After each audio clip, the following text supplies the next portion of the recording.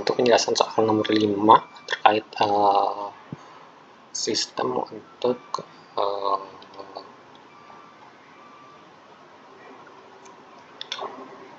untuk model fuzzy dengan logic Python untuk menentukan kelayakan penerimaan mahasiswa berdasarkan dua faktor, yaitu skor ujian masuk dan ketersediaan anggaran. Jadi yang pertama dilakukan adalah melakukan install Qiskit Fuzzy, lalu melakukan import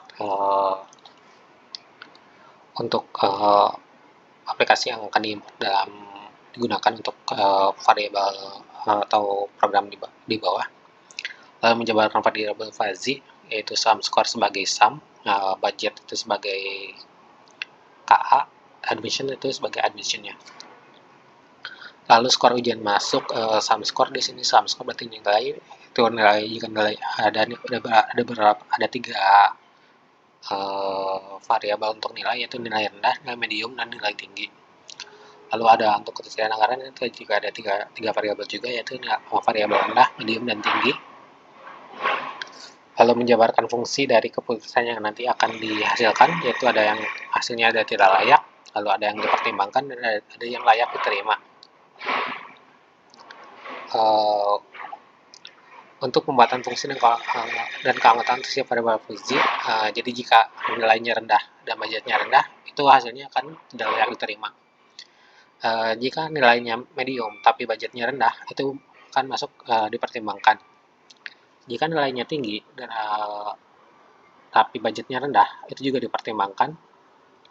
Dan jika nilainya rendah dan budgetnya medium, itu juga dipertimbangkan. Lalu kelima yaitu jika nilainya medium dan budgetnya juga medium, itu dipertimbangkan. Lalu untuk rule yang keenam, jika nilainya tinggi dan budgetnya medium, itu layak diterima. Jika nilainya rendah dan budgetnya tinggi, itu dipertimbangkan. Rule ke-8 yaitu jika nilainya medium tapi budgetnya tinggi, itu layak diterima. Dan yang terakhir, jika nilainya tinggi dan budgetnya juga tinggi, itu layak diterima. Itu lalu selanjutnya rules untuk membuat control system pada program.